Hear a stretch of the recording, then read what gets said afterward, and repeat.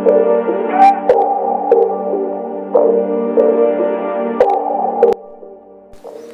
know a lot of people that have been waiting for this for a very long time. Having two of the same accounts on your phone without having to sign out from one to access the other one, or having two of the same apps on your phone.